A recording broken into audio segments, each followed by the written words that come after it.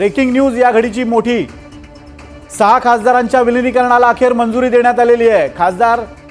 6 खासदारांच्या विलीनीकरणाला मंजुरी देण्यात आलेली आहे। लोकसभा अध्यक्ष ओम बिर्ला यांनी ही मंजुरी दिली आहे। काही वेळापूर्वीच आपण म्हणत होतो की 6 खासदारांच्या विलीनीकरणासंदर्भातला निर्णय आज येऊ शकतो आणि अपेक्षेनुसार तो निर्णय झालेला आहे। आपल्याला माहिती आहे 20 तारखेपासून 20 जुलैपासून संसदेचं पावसाळी अधिवेशन सुरू होणार आहे। त्यामुळे या 6 खासदारांचा काय निर्णय होतो हे पाहणं महत्त्वाचं होतं आणि त्या पार्श्वभूमीवर आज महत्त्वाचा निर्णय झाला तो म्हणजे 6 खासदारांच्या गटाला शिवसेनेत विलीनीकरण करण्याच्या निर्णयाला अखेर लोकसभा अध्यक्ष ओम बिर्ला यांनी मंजुरी दिलेली आहे। या घडीची मोठी अपडेट आपण पाहतोय। यामुळे अनेक राजकीय समीकरणं बदलणार आहेत। विशेषतः केंद्रातल्या अनेक मुद्द्यांवर शिवसेनेचं बळ आता वाढलेलं आहे।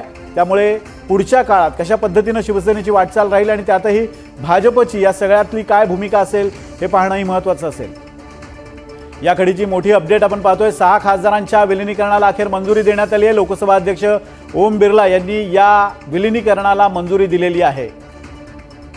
साधारण 1 महिन्यापूर्वी या 6 खासदारांनी शिवसेना ठाकरे गट सोडत शिवसेना शिंदे गटात प्रवेश केला होता, शिवसेनेत प्रवेश केला होता आणि या 6 खासदारांच्या या गटाला अखेर शिवसेनेत विलीन करण्याची मंजुरी मिळालेली आहे।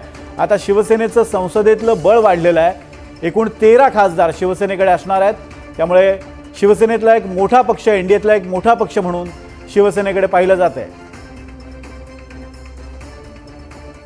लोकसभा अध्यक्षांकडून 6 खासदारांच्या विलीनीकरणाला अखेर मंजुरी देण्यात आली आहे। गेल्या काही दिवसांपासून शिवसेनेत या संदर्भात मोठी चर्चा सुरू होती आणि विशेषतः ठाकरे गटानं जी नोटीस या 6 खासदारांना बजावली होती आणि त्या अनुषंगानं त्यांनी लोकसभा अध्यक्षांच्या कार्यालयाशीही पत्रव्यवहार केला होता की या 6 खासदारांना कोणत्याही पद्धतीनं मंजुरी देऊ नये, स्वतंत्र गट म्हणून मान्यता देऊ नये।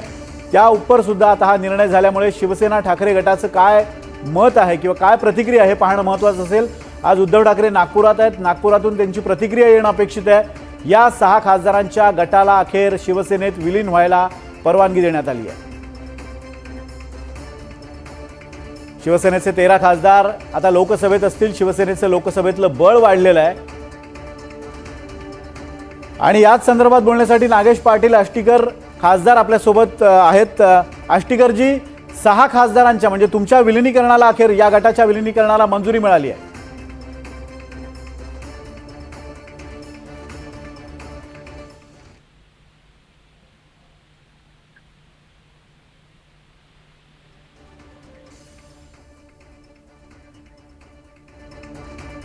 आष्टीकर, माझा आवाज येतो तुम्हाला?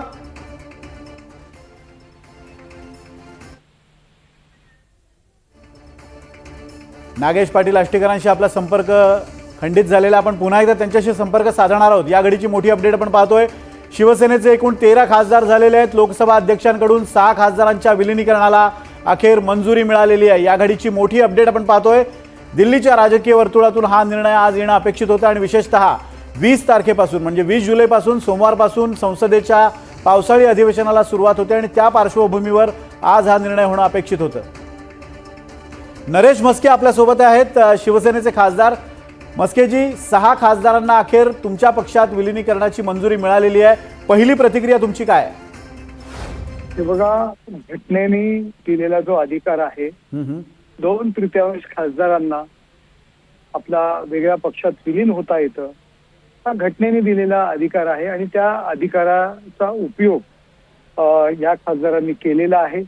त्यांच्या जो मेजॉरिटी खासदारांची इच्छा होती की एकनाथ शिंदे साहेबांच्या नेतृत्वाखाली काम बद्दल मी नक्कीच त्या निर्णयाचं स्वागत करतो।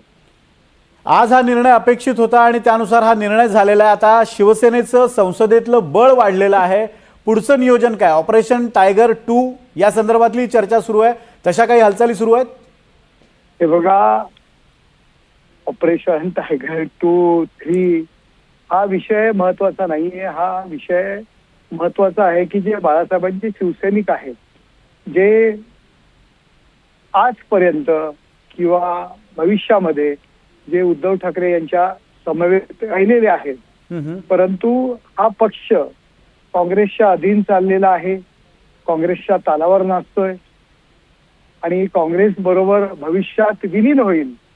कारण संजय राऊतांनी पवारांना सुद्धा सल्ला दिलेला की आपण काँग्रेसमध्ये विलीन व्हा, या भीतीने सर्वजण एकनाथ शिंदे साहेबांच्या नेतृत्वाखाली मूळ शिवसेनेचं काम करण्यासाठी इच्छुक आहेत आणि एकनाथ शिंदे साहेबांच्या बरोबर सर्वजण येत आहेत. मस्कीजी, एक अतिशय महत्त्वाचा मुद्दा आहे. शिवसेना ठाकरे गटानं न्यायालयीन लढाईची तयारी चालवलेली आहे आणि त्या अनुषंगानं काही उपयोगी ठरतील अशा काही तांत्रिक मुद्द्यांवर त्यांनी या खासदारांना नोटीस बजावलेली आहे. पुढच्या न्यायालयीन लढाईत काय तयारी आहे?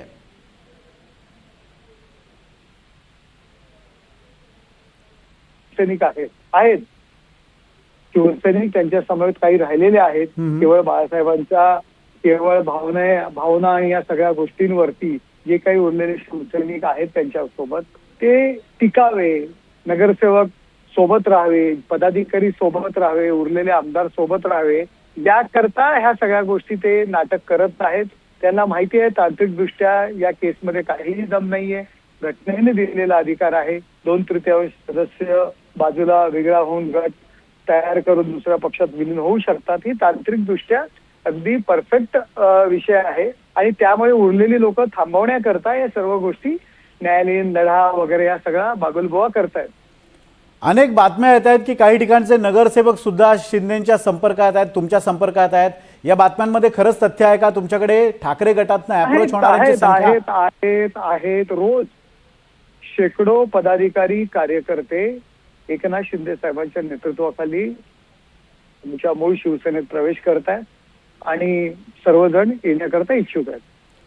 धन्यवाद नरेशजी, आपण आमच्याशी संवाद साधलात, प्रतिक्रिया दिलीत त्याबद्दल. नरेश म्हस्के खासदार शिवसेनेचे आहेत. त्यांचं असं म्हणणं आहे की या सगळ्या मुद्द्यांवर पुढच्या तांत्रिक बाबी किंवा न्यायालयीन लढाईत आम्ही लढण्यासाठी सज्ज आहोत आणि हा प्रयत्न म्हणजे उरलेले नेते, उरलेले पदाधिकारी आपल्या पक्षात राहावेत यासाठीचा हा शिवसेनेत ठाकरे गटाचा प्रयत्न आहे आणि त्या सगळ्या प्रयत्नांना तोंड द्यायला आम्ही सज्ज आहोत. न्यायालयीन लढाईसाठी आमची तयारी पूर्ण असल्याचं नरेश म्हस्के म्हणत आहेत. शिवसेनेत यायला अजूनही अनेक नेते इच्छुक आहेत, अनेक लोकप्रतिनिधी इच्छुक आहेत आणि टप्प्याटप्प्यानं त्यांचा प्रवेश करायचा की नाही याचा निर्णय लवकरच घेतला जाईल, पुढच्या काळात घेतला जाईल असंही त्यांचं म्हणणं आहे.